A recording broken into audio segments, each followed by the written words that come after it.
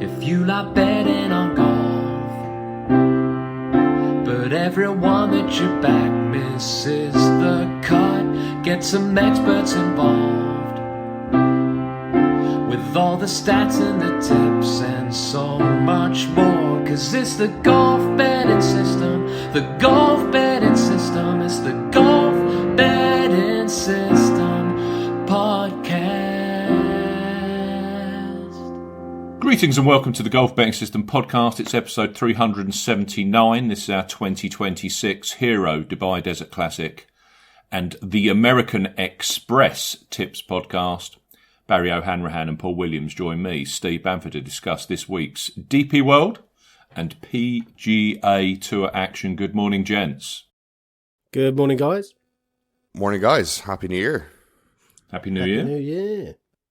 This podcast is for listeners of 18 and above. Please be gamble aware. You can visit gambleaware.org for more information. And of course, please bet responsibly. Visit our world famous golf betting system website where we have our in-depth betting previews for both the Dubai Desert Classic and the American Express.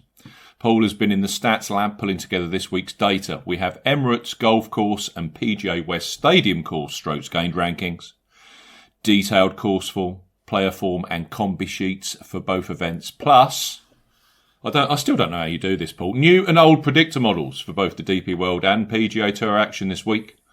All of our content is available. It's free of charge. There is no paywall or registration required. On X, Barry is at A Good Talk Golf. Paul is at Golf Betting. I am at Bamford Golf. We're also on Bluesky. Search for Steve Bamford and Paul Williams. Subscribe to the Steve Bamford Golf YouTube channel where this podcast is available each and every week. If you respect the content that we provide for you, make sure that you press that subscribe button for us. Let's get those subscription numbers growing in 2026. I have to report, gentlemen, no Apple listener 5-star review. So if you are listening to this around the corners of the globe and you're just glad that the golf betting system is back, podcast is back, if you could send us a review over the next 7 days, it's very, very likely, extremely likely, that it'll be read out at the start of next week's show. So some 5-star reviews, that'd be fantastic. And also that 5-star button on Spotify. It seems forever since we last spoke, gentlemen, on the podcast. So as you said, Barry, Happy New Year. It's been a while. It's been a nice while, though. Felt like a longer break than usual, but good. Yeah, less is more sometimes, Barry. I think it doesn't hurt anyone to have a break from golf. And obviously the PGA Tour allow us to do that with the way the schedule is set up. Not so much on the DP World Tour. There was still some action running all the way up until just before Christmas. So if you were that way inclined, you could keep yourself active. But I think giving us a chance to recharge and recalibrate our tools a little bit over the winter period is the way forward. So a good break. There's so much to talk about and so little time. We don't want this podcast to be like 3.5 hours long. Nobody does, not even the listeners. Please don't. Let's talk about Brooks Koepka. Back to the PGA Tour. I believe his first event's going to be Phoenix in a couple of weeks. Barry, what are your thoughts? I think it's great. I think the PGA Tour are being smart right now and leaving a narrow door open for the guys they want back to the tour. Then they'll kind of revisit after the 2nd of February, or is it something like that? Early February is the cutoff for this take it or leave it option, and they can just come back and do a second round or a third round. So I think it's just time to get the players, grab it, and let's get them all back playing together. That's all we ever wanted, you know. Whatever way it washed out, we just wanted to, as golf fans, see all the best players in the world playing together, and this is one step closer to that happening. Mm-hmm. Hopefully we get the best version of Brooks back. that would be really cool to see. Hasn't been around the last couple of years, so yeah. Imagine Brooks back in majors. Just adds a whole new dynamic, doesn't it? Someone that can actually, put up a stern test to a Rory and to Scotty. Yeah, well, and Bryson. We've seen him sporadically, but to have him back in a more complete capacity would be good. It was kind of inevitable that PGA Tour would find a solution, much in the same way that the DP World Tour have found ways and means to include live players into that schedule. So it was going to happen, all part of an ongoing land grab from all parties, I guess. But I think for the greater good, I'm inclined to agree with you, Barry. It's the right thing, and should be applauded. Maybe not applauded, but should be welcomed, should we say? It's not. It could leave Liv in a particularly weak situation when they lose all of their big competitive top names. Not that I'm particularly concerned about that, but potentially. Depends they go and sign Ben Arn. Yeah, and there's been a few players that they've not been able to sign by the accounts that have come out, but I guess there's always the size of the checkbook there, and that the numbers that are bandied about are always going to attract and retain some people. So there's a massive opportunity for those guys who want to take the money in the short term, which I'm sure will happen. I wanted to mention, you know me, anally retentive. 2025 PGA Tour Q School took place, TPC Sawgrass, Dyes Valley course, back in mid-December. These 5 guys earned PGA, or kind of kept PGA Tour cards. AJ Hewitt, he was the medalist at 14 under. T2, names that we know well, Adam Svensson and Alejandro Tosti. You can throw in there Marcello Rozzo, who's a new one for me. And then there was a playoff, I believe, if you wanted a high-pressure playoff, having the last spot in Q School to keep a PGA Tour card or earn a PGA Tour is pretty high pressure. That playoff was between 2 PGA Tour members, as such, Ben Silverman, who I can remember tipping up at the end of last year and finishing 59th, and Dylan Wu. And it was Dylan Wu who earned that 5th coveted spot. Interestingly enough, all 5 of those players played last week at the Sony Open in Hawaii, and they also play this week at the American Express. So valuable cards indeed for those 5 players. The rest, Ben Silverman will be playing off of some kind of low priority. You might see him in a few, but not many, but most will be playing Corn Ferry. So I just wanted to clear that up. That was Q School in December. We had some action last week, of course. Paul, quickly take the listeners through the Dubai Invitational. The only thing I said to you, that it was noticeable how tough the scoring was. It was. It was a tough week all round. We were supposed to be kind of gently easing ourselves into the season, but not so from a betting perspective. I know that, and not so from a golfing perspective, because there's a lot of water in play in that course, which is kind of the way that the course is framed and the course is set up, and the name Dubai Creek gives it away, really. But you add a bit of wind in there, firm greens, and it becomes a really strong test.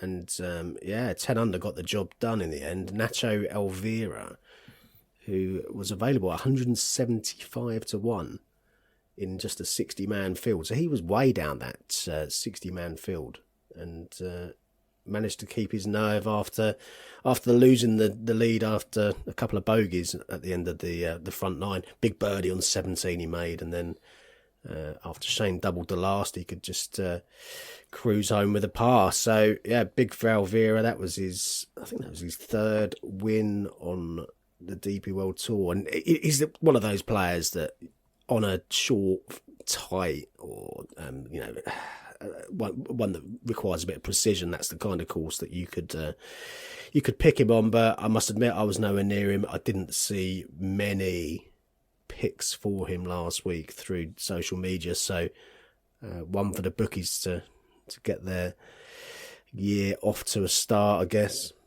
So yeah, nothing doing this end, I'm afraid. Thoughts on Shane? The usual social media, well, blubbery comments and...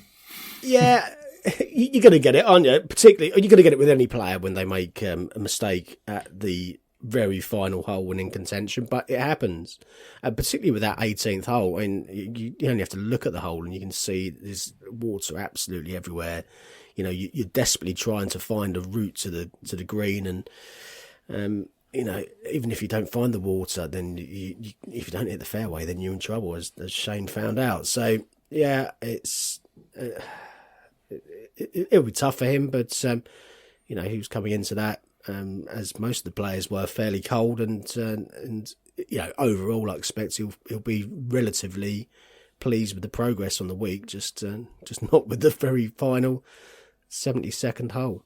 There were plenty in with a chance, particularly around the turn after Elvira made his bogeys. So there's plenty that could count themselves either unlucky or could or perhaps should have gone on to win that tournament. So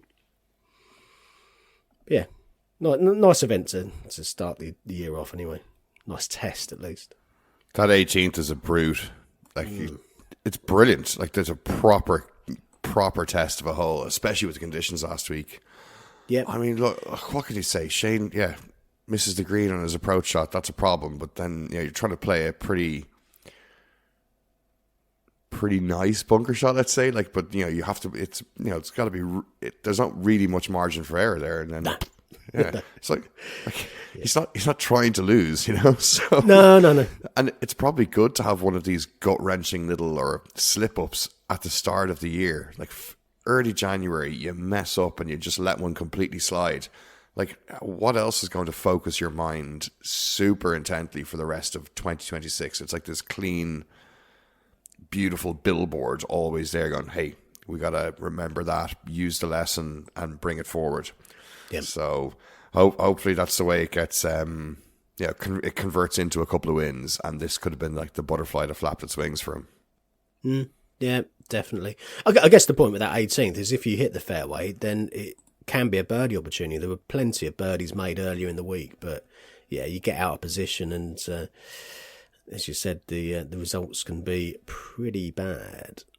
But yeah, no, generally positive, I guess, from that perspective.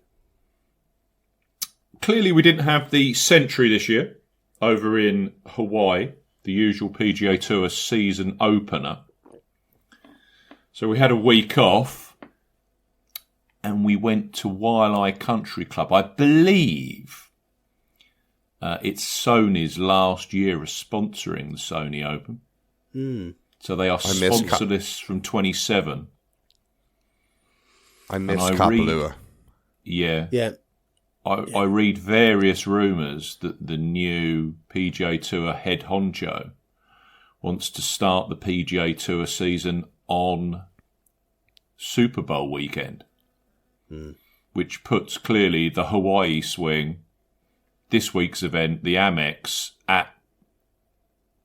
in perilous situation. Yeah. It does make sense, really, if in a world where we want to kind of cut down the amount of golf potentially. And you also said, Barry, that on WhatsApp over the weekend how boring you find Waialae Country Club, and I must admit it's so pan flat and it's a featureless golf course. It doesn't really turn you on as a kind of viewing event. I agree with that. It was too tough to watch. I don't know. I miss Kapalua. Like, it just makes you really appreciate how much fun that was. Like contours on golf courses. I'm not saying every flat golf course is boring. Like there's one that you can have lots of interest in it, but this one was flat with very little other elements of intrigue for me as a viewer. So I found it very difficult to watch. Added to the fact that it goes on till very late, so you don't feel compelled to get invested in it because you're going to KO and you can't watch it to the end. So this will be the first week of kind of property switch in. Last week was tough, so but it's good. Time gap doesn't help. Yeah, it'll be interesting to see if that's it for Hawaii, unless a new sponsor jumps in. Yeah, that'll be the key, I think. We had Chris Gotterup winning. He got to that magic 16 under that tends to be the number around Waialae. Very windy Friday, Saturday, extremely, over 30 gusts. Calmed down a little on Sunday. He shot a final 64. McIntyre shot 63 from off the pace. So Gotterup won at 16 under. That was, he's the first player since Tom Kim, 2023 Shriners Open, to earn first 3 PGA Tour wins in less than 70 starts. That's your typical random PGA Tour statistic there, but does kind of show you the regard and the quality of Gotterup, who is clearly playing some TGL golf at the moment, I believe.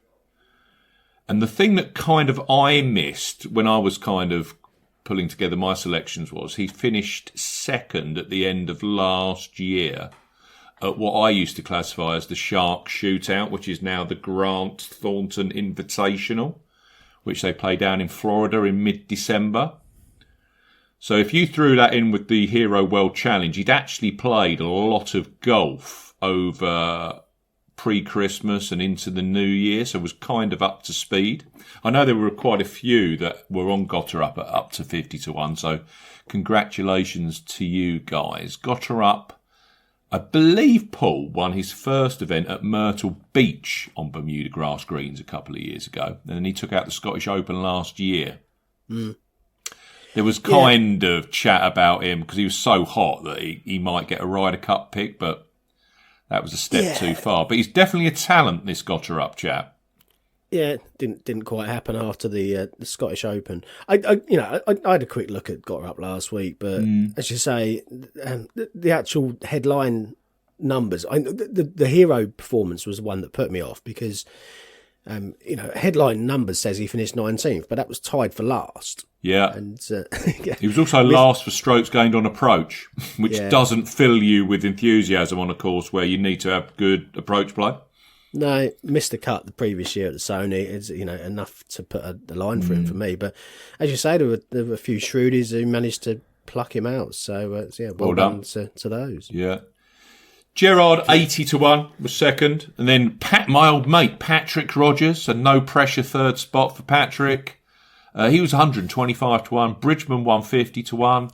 The only real favourite to get anywhere near the top of the leaderboard, and he was never there during the actual tournament, was McIntyre. He was fourth favourite, 22-1.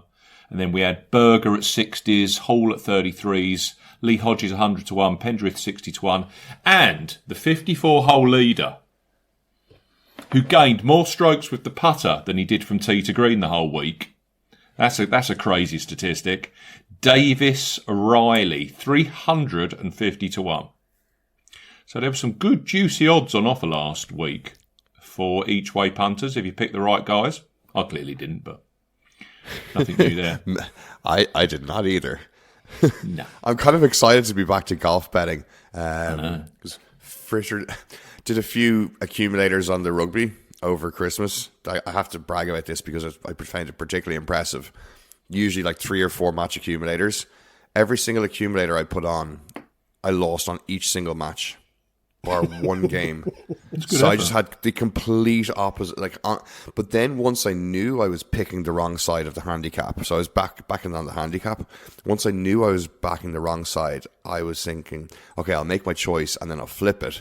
But then knowing I was going to flip my choice, was I making the wrong choice in the first place to find the original choice anyway? So no matter what I did, I just kept losing. And honestly, I just thought it was... it made me stop gambling on rugby. So I was like, bring back golf, please. So golf came back last week and I won 0 bets. So I don't know what to do now. Help. That's impressive, Barry. Bit like my football accumulators where you managed to get exactly 0 right. Which I lost on the odds-on chance in the big race at Ascot on Saturday. So whatever I'm betting at the moment either falls over or clearly comes about 54th, like Billy Horschel did. So we must all be on the same vitamins. You can see why we're clearly a leading golf betting podcast, can't you? You can really see that a mile off. Right, let's talk about this week's action. By the way, listeners, if you have got anything that we've missed over the closed season that you want us to chat about, maybe at the start of next week's show potentially, why don't you put it on a 5-star review, and we'll see if we can cover that next week or over the next coming weeks. So anything you want us to chat around golf or 2026 golf, just leave us a 5-star review, give us that question, and we'll look into it. Right, Paul. Hero Dubai Desert Classic, Rory McIlroy looking for, I believe it'd be his 5th Dubai victory. Yeah, it would be. He's pretty prolific here, isn't he? Yeah.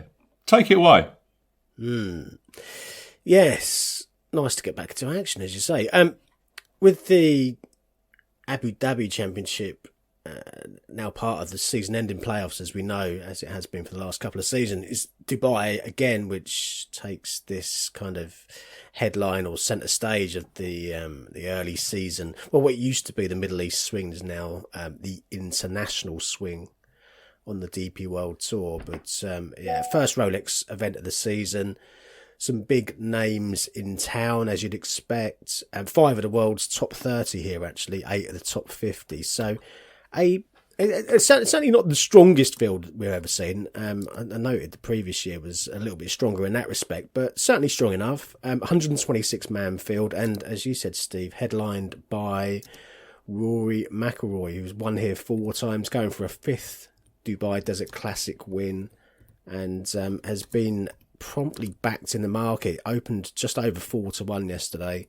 In places 7-2 is the kind of number that you're getting now. I expect he'll stabilise at 7-2. That tends to be the number that he goes off at here, or has done in recent years. So 7-2 Rory. Tommy Fleetwood 15-2. A little bit of 8-1 out there drifting after last week's kind of meh effort.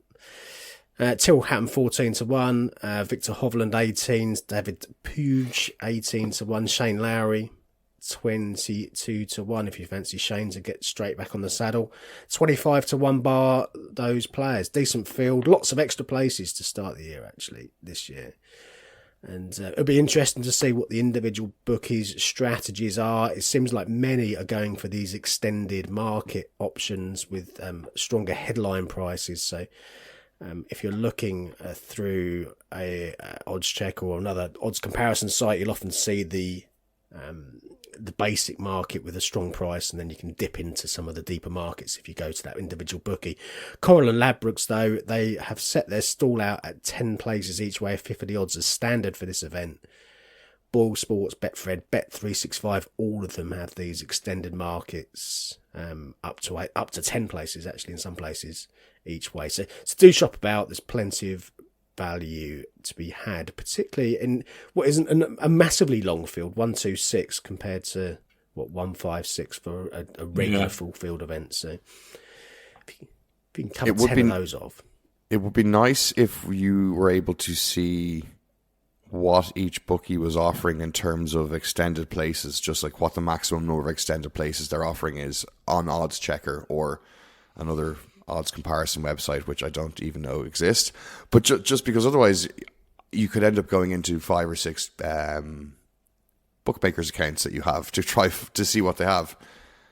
Yeah. Yes. No, it's a fair point, and things change as well. And also during the course of Monday, early Tuesday, there's some of the bookies are still adding additional markets and additional options out there. So it's a very fluid process. I guess I can see why they haven't built all of the comparisons for those, because I guess it'd be quite complex to do so. But it just takes a bit of time now, doesn't it, to dig through, particularly when you find some of the bookies have some quite interesting, shall we say, extended market prices, which don't seem to deviate much from their main market prices. So anyway, I think the lesson there is, if you fancy a player, then just have spend those extra 5 minutes having a look around and finding the best option, because you might find something that's really quite tasty out there. One thing I will say, Paul, Bet365, when they open their markets, 99 times out of 100, they launch them with the each way extra facility live straight away.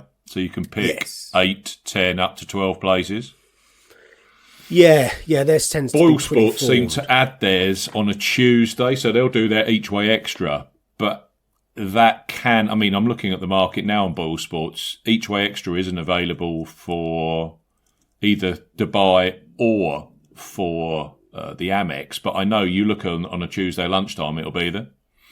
Yeah. Interestingly enough, as well, Betfred, this is a new one to go through as well. We noticed this at the end of last year, and they've taken it through into the start of this year. Betfred are now offering, they were always offering extended places up to 8 places each way of 50 odds, but now they're also offering a 10 places each way of 50 odds market, DP World Tour and PGA Tour. Yes, so worthy of note. Yeah, they'd sometimes put longer places, but with a reduced denominator, didn't they? So it was, you getting a hard divisor, whatever. Go back is it 10 up to a sixth?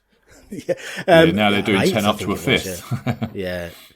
And the other point to note is William Hill also have been adding a 10-place market, which isn't particularly well marketed at the moment, but again, well worth a look. So, just to summarise in 2 seconds, shop around and see what you can find. Anyway, back to the course, or let's talk about the course. It's the Majlis course, as we've seen for many a year now at the Emirates Golf Club in Dubai. We have seen this venue for a number of years now. It's a Carl Lytton design, typical desert course, exposed, 7,439 yards nowadays, par 72. Bermuda grass greens, pretty fast when they can get the conditions. The greens were rebuilt ahead of the 2022 renewal to make them bigger, to kind of return them back to the size that they were back in the day. They should have fully settled down by now, and shouldn't cause any problems in that respect. Longer back nine than the front nine, but that's where the scoring nine is. You've got 3 of the par 5s on the back nine, and you've also got a short par 4. So even though the back nine measures quite a bit longer, it is where a score can be readily made if a player's on his game. Loads of history to to look at. Loads to peruse on the site. So if you're looking at the event stats or the combi sheet stats, then there's plenty to go through. A flavour of recent winners: 2018, Hao Tong Lee was 110 to 1. Bryson DeChambeau 10 to 1 the following year. Lucas Herbert 200 to 1 in 2020. Then some shorter prices. 2021 was Paul Casey at 25s. Victor Hovland at 10 to 1. 2023 and 24 was Rory McIlroy, both years winning around about the 7 to 2 mark. And then last year was Tyrrell Hatton at 9 to 1. So a real mix of winners, either short-priced fancy players or outsiders, or even rank outsiders if you look at the likes of Herbert at 200 to 1. Not a great deal in between, so feast or famine potentially with your bets this week. In terms of the weather, it looks like a pretty blustery start on Thursday. We saw a fair bit of wind last week, and we're only just down the coast from Dubai Creek. 15 to 20 miles an hour wind, gusting 25 plus on Thursday, and then it does calm down a bit after that. So we've tended to see kind of mid-teens under par winning this, 15, 17. In the tougher years, maybe 12, 13, that kind of number. I'd expect it to be in the kind of middle part of that, maybe 15, 16 this year would be my guesstimate at this stage as to where a player will need to get to to be winning this golf tournament. Plenty of stats. If you look at the stats historically and the old-fashioned stats, then hitting greens in regulation has tended to be the key number. And if you look through the winners that have got over the line here, generally most of them have played well enough prior to their win where they've also hit a lot of greens. It kind of seems to be that course where you need to get your head around it a little bit, understand the task at hand, and then go ahead and succeed a little bit further down the line. No surprise that from a strokes gain perspective, the strokes gain numbers are heavily skewed towards tee to green. We've got 7 years worth of data here now. And in terms of strokes gained tee to green, all 7 winners were in the top 7 for strokes gained tee to green. They're also in the top 9 for strokes gained off the tee too. So if you're starting your analysis this week in any place and you're starting it from a strokes gained perspective, strokes gained tee to green, strokes gained off the tee, those are the 2 numbers I would focus on, and certainly the numbers that I focused on personally. Now, you can see why Rory enjoys it, can't you, from those numbers. It is that kind of course that rewards long game excellence.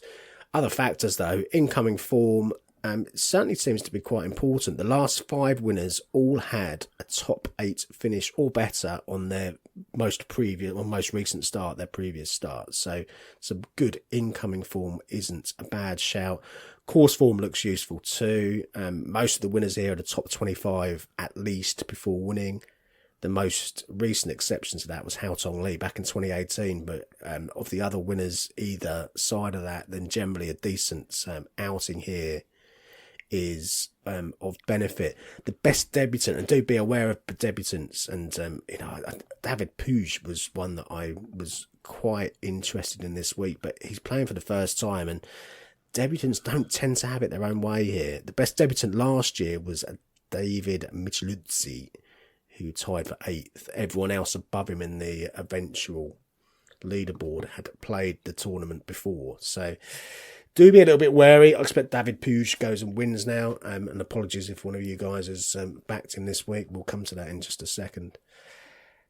I've gone relatively... I struggle with this event. I struggle with any event where I've got a player that is blindingly obvious at the top of the market that you really can't get away from, and you're kind of damned if you do, given the price, and damned if you don't when he goes and wins. So I've just backed 3 this week. I swerved Rory last week in case he was a little bit rusty, and that was the right decision in the end, although, with 9 holes or so to go, he did have a chance.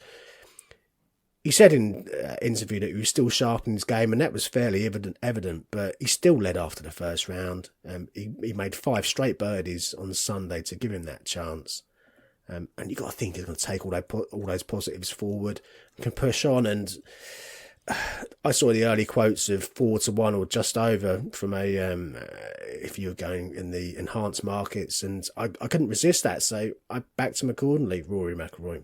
And I think he's got a great chance to win for a 5th time here. He had a great chance at the Earth course when we were on him back in November. Lost out in that playoff to Matt Fitzpatrick in the end, and disappointing for that respect. But the game's there, and if you look at his record here, he hasn't finished outside the top 10 here in his last 11 starts. He's won 4 times, as I say. I mean, that ratio alone means he's worth taking on, I think, this week. Closest competitors in the market are Fleetwood and Hatton, and Tommy wasn't great last week, finished in the tie for 25th in the end. Tyrrell's been out of regular tournament action for a couple of months now, so has he got to go through this process of de-rusting this week? We shall see. For me, Rory's the most likely winner, as boring as it sounds. I have backed him accordingly, win only. Now, I have got 2 triple-digit each way plays that I've got as well, but let's bring you boys in, see if you've got anything. Let's say sub 100-1, anything you like, free for all. Barry, let's start with you. Any fancies this week? I like that balance in your staking. Real short on Rory, and then a couple of Hail Marys. Yep. Honestly, I think that might be the way I go about this. I mean, Rory finishes, 2 shots outside of the winning total last week and hit the ball in the water like 16 times or a lot. So, that's knocking a bit of the rust off there last week, and he's missing out by 2. So I think on a course where he's won, is it 4 times he's won this? Yes. Yeah. So I think I might be following you in on Rory, and then adding something else for a bit of fun outside of that, or try catch a place. So it's just hard to see. It's hard to envisage anybody else beating him. I struggle. Yeah, if you're talking about a Rahm or a Fleetwood who'd finished top 5 last week and looked really good, or that kind of play. Hatton's Hatton. He could do anything, but he's defending this week, and as I say, hasn't played competitively for a while. I struggle to see where the real challenge is going to come from, I must say. Don't forget, Rory, 2 shots off the lead in the end last week, but bogey on the final hole. And as I say, that hole is one where you can make a birdie. If he makes birdie there, which he's had this tendency to find something on the 72nd hole, certainly last season, and gets himself in a playoff, then suddenly he goes from the position of being 2 behind to potentially winning that tournament. In fact, up against Nacho Elvira in a playoff, you'd probably fancied him to win that. So, it's extremely fine lines. Extremely fine. About you, Steve? I backed Rory. Full house. I backed him Monday afternoon at 4-1 with Bet365. Should we save some time? Move on to your bigger shots. Over to the Amex. Yeah, I think hopefully it's that straightforward. I have got a couple of longer price fancies which I've played from an each way perspective. Brandon Stone I've backed 150 to 1. Still available at 8 places with 365 as we record on Tuesday morning. Didn't play last week, but kept himself busy deep into 2025. Fairly uneventful autumn, but finished with a little bit of ascendancy. 31st at the South African PGA Championship, 23rd at the Alfred Dunhill, then 9th to close his season in Mauritius. 3rd strokes gain off the tee at the Joburg hosted Alfred Dunhill. 3rd for strokes gain approach in Mauritius. Top 10 strokes gain tee to green in both. So those numbers were good. He's generally a good fit for this in terms of the metrics that he produces from a long game perspective. Hit and miss record here, 7th in 2017. He was runner-up in 2021. So outside of the miscuts here, when he's played well, when it's collided with some decent form, then he's been in contention. So I think he could sneak a place. Another one who I think he could sneak a place is Marcel Ciem, who's available at 250 to 1 right now. Now, Ciem, ripe old age of 45, I say that with tongue in cheek.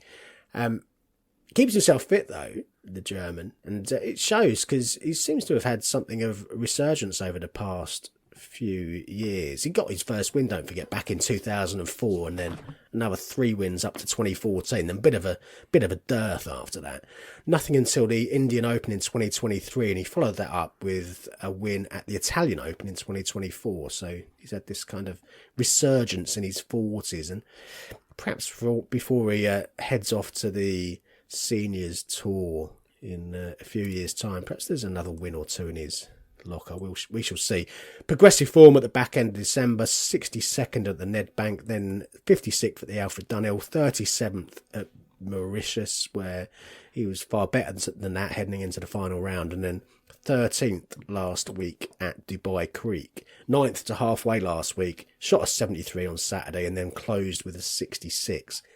Nobody shot more birdies than him last week. He led the field for birdies on the week, so he's having no problem finding those. Just needs to tidy up a little bit with the bogeys. But this course doesn't carry anywhere near the threat in terms of the water that we saw last week, which was gobbling up so many balls. So one would hope that Marcel Ciem can continue the birdie barrage and make fewer bogeys this week. That would be nice. A couple of top fives here over the years. So can play the course, could be a lively outsider. Marcel CM. So CM and Stone, long prices, and of course at the top of the market, Rory McIlroy. Anything else from anyone, or should we move on? I think any for you, Barry? I'm trying to behave because it's early in the year, and with guys coming off holidays, I find it extra difficult to pick and choose. So, well, we've also got the Bob Hope lottery, haven't we? Where we could do our dough in California. That's a dead cert. That's the one where I usually lose the run of myself and go, oh, I'm going to take it easy here, and then bang, 7 bets are placed pretty quickly. So, one who has just caught was Nicholas Norgard Muller. Had a good weekend, 66-70 after a couple of opening 76s. So he finished 4th here last year. So he's up towards the triple digits. So I think I might have a little sprinkle on him. And yeah, maybe just leave it at that. Just start with dipping my toe in the pond versus jumping headfirst in. Yeah. Test the water. You'd assume Norgard's going to have a better year on the DP World Tour after a disaster over in the States last year. Clearly a talented sort. Yeah, for knows sure. the courses. Some of the courses suit heavy driver of the golf ball. Many, some of these setups will definitely suit Norgard. Just a case of getting that confidence back, and it's getting him when it's at that point. Yeah, get that. American Express. Don't leave home without it. Always an important thing. I know it is the Bob Hope lottery. If you've been betting on golf since we have, like 2008, 2009, this was always the Bob Hope Classic. Which you think this is complicated. They used to play it over 5 courses, I believe, very long time ago, and then it got cut to 4. Now there's just 3. But it's a pro-am. It's all very complicated. I must say I was really impressed with the field this year. I think this is the strongest field I've seen here. We've got a lot of this would be the fact that they didn't play the Century. Scheffler, our old friend Henley, Bob McIntyre's coming here. I believe it's his tournament debut. We've got the winning machine that is Ben Griffin. Justin Rose makes his seasonal 26 debut. Harris English. Defending champion Sepp Straka. Another winning machine at the end of last year, Alex Noren. Ludwig Oberg starts his year this year. I think this is his debut. You might want to check that one, Paul, on your stats, but I can't remember Oberg playing this before. Might be wrong. Matty Fitz. Not playing Dubai, plays this instead. Sam Burns, Patrick Cantlay. They're all within the world's top 25. So I can't remember a depth of field that strong here previously. So that's good. I like that. 3-course rotation. We have the host course, which is a Pete Dye design. It's the stadium course. They play this at PGA West in Palm Springs, California. So basically, it's the tech center of the world, effectively, in desert California. This course is 7,210 yards in length. It's a par 72, so it's clearly a short golf course. Holes with water in play, 8. Number of bunkers, 90. Acres of fairway, 30. The greens, we love the agronomy. They are Tiff Dwarf Bermuda grass, but for the first time in 26, we are seeing Poa trivialis overseed. Gets quite nippy still at night in the Californian desert, so they need some overseed across that Bermuda. So quite smooth, these greens. They play that twice if you make the cut. You've then got 2 other courses in the rota. The tournament course, which is a Jack Nicklaus design, that's 7,147 yards again, a par 72, so very short. That course is Tiff Eagle, Bermuda Grass, again with Poet Trivialis overseed. And then they play one round off the PGA West property. I think it's like a 5-6 mile drive to La Quinta Country Club. 7,060 yards, that one. That's a 72 again. The greens here are slightly different. Tiff, Dwarf, Bermuda Grass, Poa Trivialis and Ryegrass overseed. Don't see that very often on the PGA Tour. A bit of ryegrass overseed. If you're going to say to me, Steve, what's the easiest course? It does tend to vary from year to year. Last year, they put new 7,000 square feet greens down on the stadium course. And by Sunday, I actually classified the course as firm, releasing greens. They were tricky, very tricky. The winning score did relent slightly last year with Sepp Straka, and this is going to grab you. He only shot 25 under par. Previous to that, Nick Dunlap, 29 under par. John Rahm, 27. Hudson Swafford, 23. Andrew Landry, 26. Adam Long, 26 under par. Would not be surprised this year with very calm conditions and a little bit of rain pre-tournament in the latter end of December into Jan. Normally, these courses, the only water they get are from clearly from the ground staff. I wouldn't be surprised if we get towards that 27 number, 28 maybe. So it's a birdie fest. Last year, 38% birdie or better conversion. So this is the point. If you go through a stretch where you haven't made a birdie over 4 holes, you just know you're losing chunks to the field. And bogeys, boy, they kill you. Absolutely kill you. So yeah, proper desert birdie fest golf. I'm looking at the wind forecast right now. There's a tiny bit of wind, like up to 14, 15 miles an hour for the later starters on Saturday. That'll be across the 3 courses. Last year, just for some background, it's not really going to affect any of your selections, but La Quinta was the 4th easiest course on the PGA Tour. The Nicholas Tournament course was the 3rd easiest course on the PGA Tour. But with these greens and the fact that you've got they had the greens that were a little bit firm and the fact that there's plenty of water on the course at the stadium course, that was actually the 19th most difficult course on the PGA Tour last year at 71.35 against the par of 72. I expect that tumbles into the 70s this year. I'm sure those greens will have settled down a bit. Plenty of water, blah, blah, blah, blah,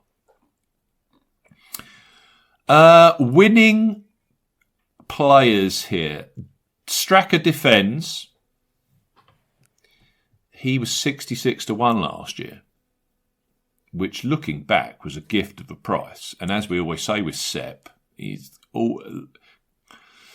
there's been many a time when Sepp Straka has been a value price against his world ranking and his data golf ranking. 66-1 there was a cracking price.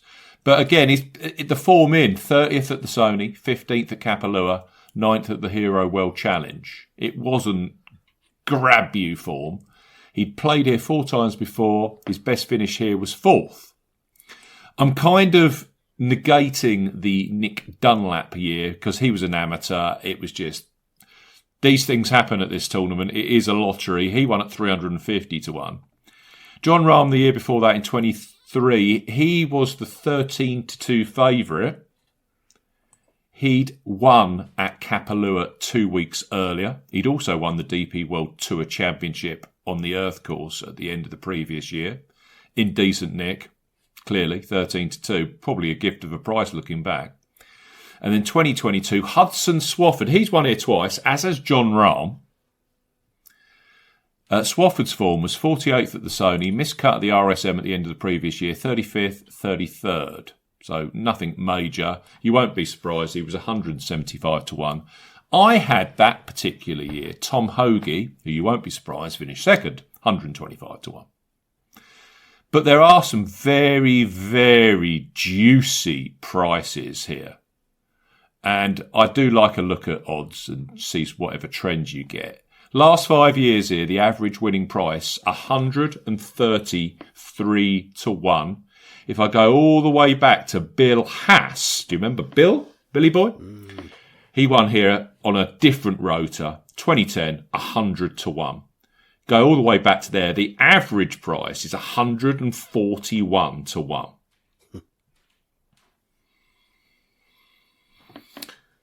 So, of course, we have Scotty Scheffler in the field. And Scotty Scheffler goes off this week at 3 to 1 in a 156-man Pro-Am field. Now, I shouldn't have done this, and I will apologise at the start of next week when Scotty wins by 6. But these are his seasonal debut performances on the PGA in professional golf, because it includes a Corn Ferry year, of when he makes his yearly debut, Scheffler. Miscut, 3rd, 13th, 25th, 7th, 5th, 9th.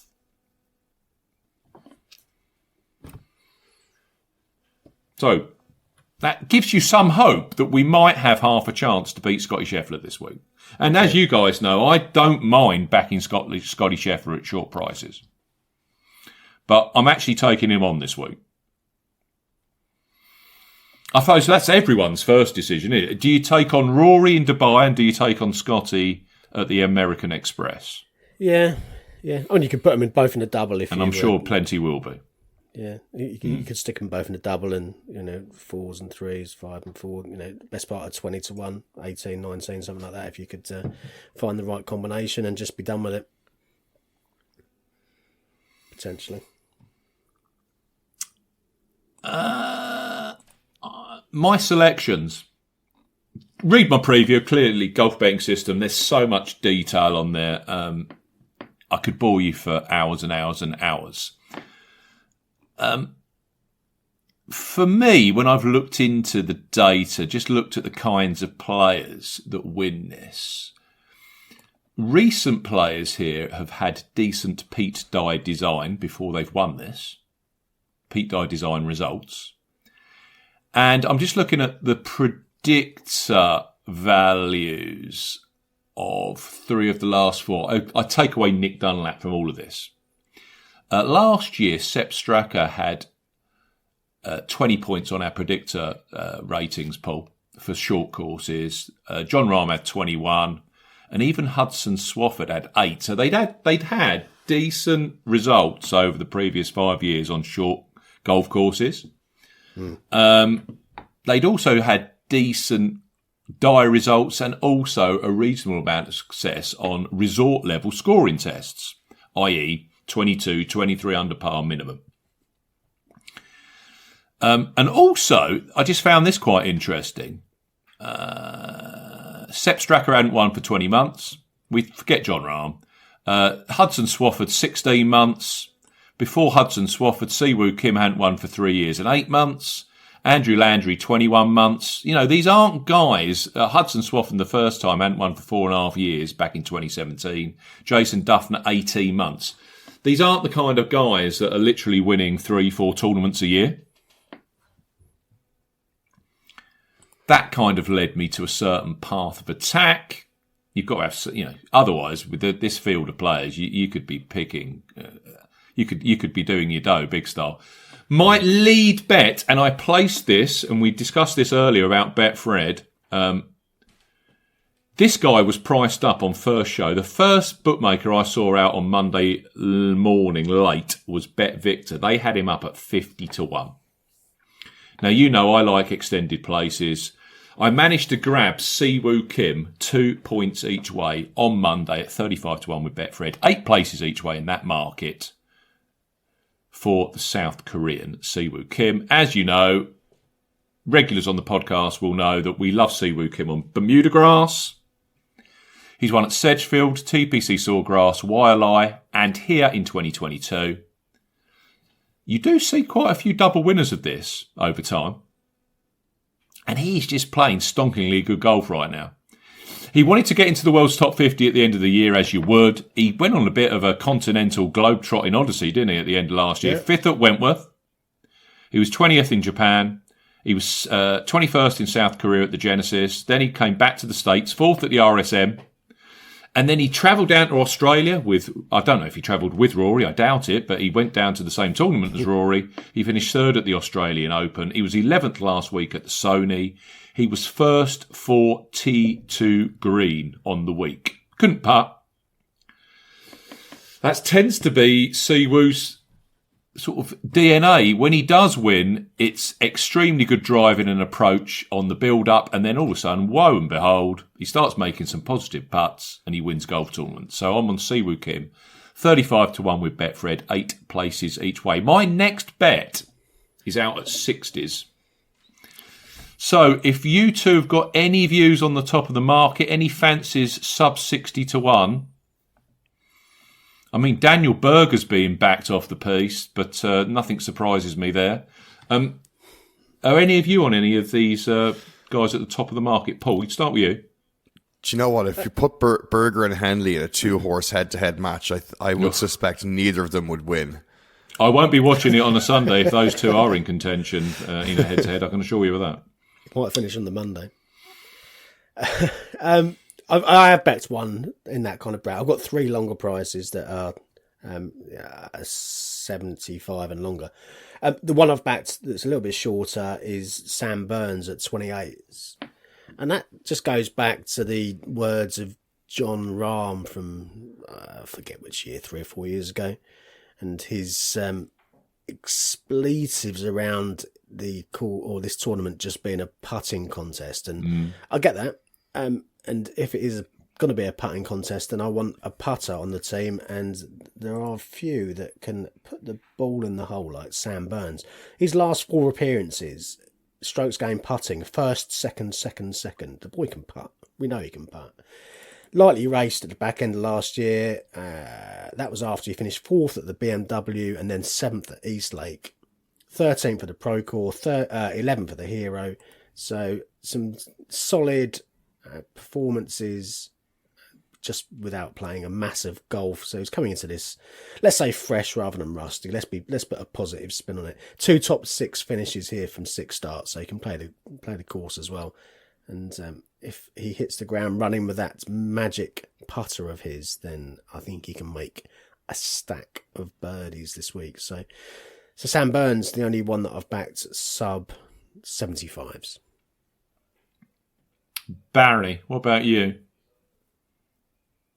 I might have to abstain this week. It might be the only way to save myself. I think if I open the floodgates, I could be in so much trouble. I don't see you backing someone at that price at the American Express. I think you'll be tempted for some of the longer shots, and why not? If I do dip in, it'd be into the longer shots. Just to back up your point, Paul, about putting. Now, we only get strokes gained data on the host course. But if I'm comparing 21 through 25 and I'm comparing YLI last week to the Amex this week, the putting split at the Sony was 73% of total strokes by tee to green, 27% with the putter. If you then switch that to the Amex and only the host course, bearing in mind that I can guarantee you the strokes gained putting numbers at both La Quinta and tournament course will be far higher, that split becomes effectively 2/3 tee to green and 1/3 strokes gained putting. So putting, you've got to have someone that actually gets positive putts. When John Rahm won that particular year, when he said it was a putting contest, he actually lost 1.14 strokes over 36 holes on the greens and still won. I can remember there was a playoff, I believe, that year potentially. But yeah, that's the kind of reason that I would be off someone like a Rico Hoey, who just hemorrhages strokes on the greens pretty much every week. Yeah. And Scotty Scheffler can be a very spotty putter at times, can't he? which gives you a little bit of hope. Well, there's no guarantee that Scotty's going to come out and be nailing. You know, you talked about the birdie conversion rates that are required here. It's, you know, the numbers can be pretty obscene. So if those 8, 10, 12 footers aren't dropping from the outset, then does he get to the winning total? It's not guaranteed for a 3-1 shot. Rahm won by 1 in 23 over Davis Thompson, just to clarify that. Right, I am in. I'm looking for guys at that 60 to 1 and out kind of price point that have shown a bit of form recently, who I think are the kind of players that could go well here. The first one that came up to me, and I was surprised he was so big, bearing in mind he was a 36-hole leader last week, was Nick Taylor, the Canadian. Look at all the predictor variables, and I'm going to start doing this a lot more this year, Paul. You know, I'm trying to change tacks and find ways of actually hitting more winners rather than second-place players. Taylor has won tournaments across 23, 24 and 25, so 1 a year. He gets over the line. He's won 5 times on the tour. He's also won at Pebble Beach. That's relatively low score in the year. He won Waialae last year. And he's won at TPC Scottsdale in the desert. So 3 of his 5 are on the West Coast swing. Playing decent golf, nice approach play. He was 12th here last year, the week after winning at the Sony. That was his best ever finish here. He's also got some decent results at TPC Louisiana on die designs in the past. Would not be surprised to see a Nick Taylor in the mix. Good approach play at the moment. He's 60 to 1. All of these are with Bet365, by the way. All on their 8 places, apart from my last tip, who are putting their 10 place market each way extra. Then I've gone, you might like this one, Barry. I know you've got a soft spot for this particular player. I've gone for Michael Kim,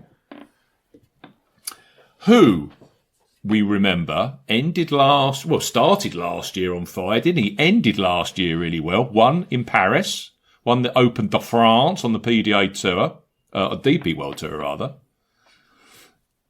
I just noticed with him last week, 67 Thursday, 68 Friday, finished Sunday on 65, got blew off the course a little bit in those gusting 30 plus on Saturday, which took him away from sort of a top 10 finish. He was 31st, but he's in decent enough nick. He's got form on Bermuda grass that fits very, very nicely. But the whole of this run started last year at the Waste Management Phoenix Open, where he actually finished second. Desert golf, short golf course, Tiff Eagle Bermuda grass greens with Poet Trivialis overseed, TPC Scottsdale. 90 to 1, which I thought, again, very nice. I mean, with Scotty in the field and a decent level of player at the top end, you're getting some good prices here. So I took Michael Kim at 90 to 1, Bet365, 8 places each way. I've got 3 more, but they're all above 100 to 1. Anyone in that 60 to 100 area for you, Paul? Well, yeah, I like Michael Kim too. Actually, I'm on Kim. I'm sure we've mentioned it before, but there's a great follow on X. He talks quite eloquently about his game and the courses, and really insightful. So if you don't follow Michael Kim, then do follow him because he's very useful. He talked about how he's often a slow starter at the beginning of the season. So I think 31st last week has to be taken really quite positively. As you said, it was only really the Saturday, wasn't it, where he dipped down. Didn't like the high winds. No, closed with a 65. So really positive. He said he hasn't putted as well as that since he won the French Open back in September. He was 3rd for strokes gained putting last week at the Sony. Yeah, so really positive. So yeah, like you, Steve, I'm on Michael Kim. I think that's a really good shout. The other one I've backed at a similar kind of price, or just a little bit shorter, 75s. Christian Bezuidenhout. Tidy form at the back end of last year. 6th for the Sanderson Farms, 10th at the Bay Currents, 4th at the Nedbank, 9th for the Alfred Dunhill. Topped strokes game putting in that event. Last time out at the Alfred Dunhill, which played over in Johannesburg last year. Decent record here, 40th on debut, 11th in 2023, 2nd in 2024. Was pretty hot property last year, and of course he missed the cut. Let's see if he can come back with a bang this year. And then I have one in the 200 to 1 bracket, which 200 to 1, nice. It's almost as if it's President's Cup here. Again, punters, bear in mind, you will get Canadians, you will get South Africans, you will get Koreans. All of a sudden finding hot form. It's President's Cup year. Clearly Aussies as well. And so far I've gone for Siwoo Kim, Nick Taylor, Korean, Canadian. Paul's gone for a South African. So that's where we're at. I thought this price was crazy. I really did. Now, Andrew Novak, he's the 14th highest world-ranked player in this field. And I'll get the bad stuff out there straight away. Scheffler's in the field, get it. And this guy's form at this tournament is miscut, miscut, miscut, miscut. Which begs the question, why does he always play it? And I can remember a couple of years ago, I tipped similarly, someone like, it was Sepp Strucker. And he'd missed the cut, missed the cut, missed the cut, and missed the cut at the Sanderson Farms. And he was 40 to 1. And he finished second in a playoff, that particular tournament. So this, if you're a course form lover, don't go anywhere near Andrew Novak. But I just thought 125 to 1 with Bet365, 8 places each way. And they are bigger prices out there, or they certainly were for sure odds, short place terms. Was a bit disrespectful for a guy that finished 8th at the RSM Classic at the end of last year and then went to the Grant Thornton Invitational in Florida with his female partner Lauren Coughlin and won the tournament. So his last competitive golf was winning the Grant Thornton Invitational, and I'm backing him at 125 to 1. Bearing in mind, Andrew Novak beat Chris Gotterup, who was second in that particular Grant Thornton Invitational with his partner. So I'll take 125 to 1 about Andrew Novak as a speculative punt all day. And I also took, and I can't resist him. I can't resist this guy, and he's an absolute nightmare off the tee. On that Saturday round last week in 30-mile-an-hour gusting winds, he dropped 7 shots across the 6th, the 8th and the 18th holes. He had to reload twice, and the 18th he hit it so far to the left, he made a 7. I'm on him anyway. He won it 2 years ago. His approach play at the moment is top class. We know that he goes well in the desert because he's won this, and he also won the Barracuda in 2024. They play that at the Nicholas Design near Reno in Nevada. I'm going for Nick Dunlap, 125 to 1. I got 8 places each way with Bet365 on Dunlap. And then I've got a 250 to 1 shot to close. Barry, are you tempted on anyone at these big prices? Just on the putting thing, I'm going to put one bet on. I'm going to choose the guy who's top in strokes game putting on the tables you have in your preview. So Rasmus Højgaard. What price are you getting Rasmus at? 45 to. I went for full places. 45 to 112 places. Nice. I doubt if you'd have got Rasmus at those prices at the latter end of 2025 in many tournaments. That's for certain. And then one other that caught me in the putting. I just think he can, in a low scoring event, perhaps he could just catch fire. So I just wanted to get somebody in the hundreds. So I took Aldrich Potgieter at 110 to 1, 12 places.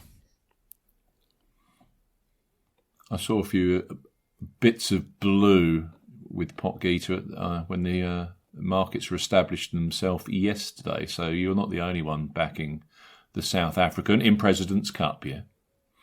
Right, I'm going to finish, and then you can come in, Paul, with your big selection. By the way, Michael Kim, when he won the John Deere Classic in 2018, which was his only PGA Tour victory to this point, he shot 27 under par. He was also 5th at that Grant Thornton Invitational with his female partner. So he was playing very, very late into December. So he hasn't had much of a break. Right. The one I went for, I went on the 10 places market with Bet365. I got 250 to 1, half a point each way. Our old friend, although he's not old, he's actually only on his second PGA Tour year, did well on the Corn Ferry to come back last year.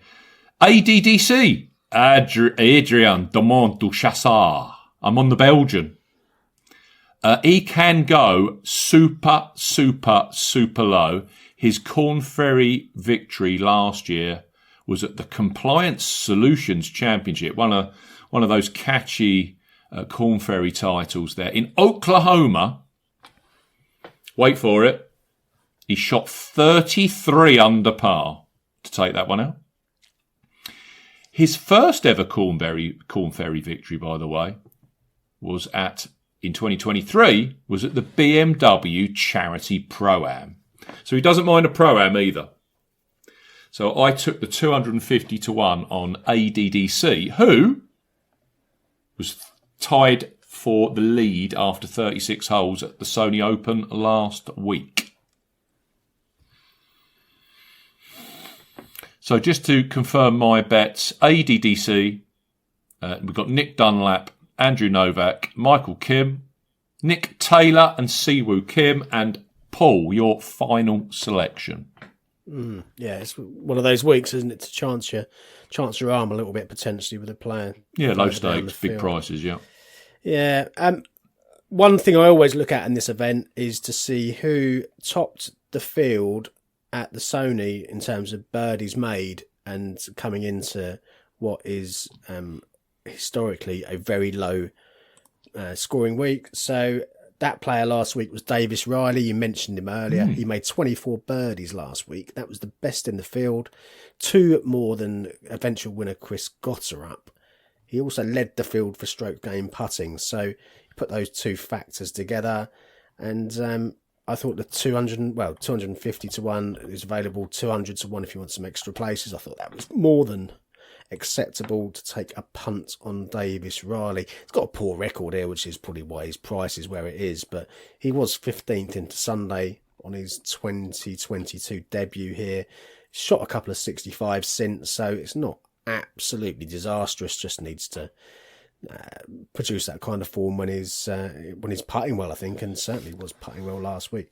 Don't forget, he won Colonial back in 2024, where he beat a Scotty Scheffler by 5 hole shots. So having Scotty in the field shouldn't really scare him that much, given he's been there and done it once. So yeah, I thought Davis Riley was worth taking a punt on. So he only gained 11 strokes with the putter last week. Just the 11. Just the 11. And he was negative tee to green, but he was first for putting. Davis Riley, that was his first ever top 10 finish on the West Coast swing. But as, again, one for the memory banks. Bermuda grass, southeast, sort of Florida, Texas, anywhere around here, Riley is a factor, a big factor. Comes from nowhere. Yeah. So this golf course, the agronomy certainly suits. Absolutely. Any more for you, Barry? We're going to close up. No, stop me there. Stop the hemorrhaging. Two is good. Well, you never know. I might have figured out a way to trick myself into picking a couple of good picks, but just take it nice and easy with the first couple of events. I remember last year I went hard at it after the break and just had a few, I think 6 or 7 miserable weeks. Started chasing things, so try a different tact this year. Build slowly, Bo. I know it's the first podcast of 26. I'm just glad I didn't have to pronounce Sudarshan Yella Maraju, who was 13th last week at the Sony Open. Cracked it. Yeah, nailed it. So one to watch, Sudarshan Yella Maraju. Now, don't push your luck, Steve. What have we got next week? I know that I've got the Farmers Insurance Open at Torrey Pines. Paul? Bahrain next week. Sergio's playing, apparently. Boo hiss. I hope your bets go well, chaps. I say you were backing Sergio quite a bit. Yeah, well, I said he would get into the Ryder Cup team, but, don't ever listen to a word I tell you. Yeah, exactly. Yeah, best of luck, boys. Best of luck, boys. Best of luck to listeners. Don't forget those 5-star reviews. Send them in. Any questions, put them on there. And we'll try and cover them off at the start of future shows. See you guys later. Goodbye. If you like betting on golf, but everyone that you back misses the cut, get some experts involved with all the stats and the tips and so much more. 'Cause it's the golf betting system, the golf betting system, it's the golf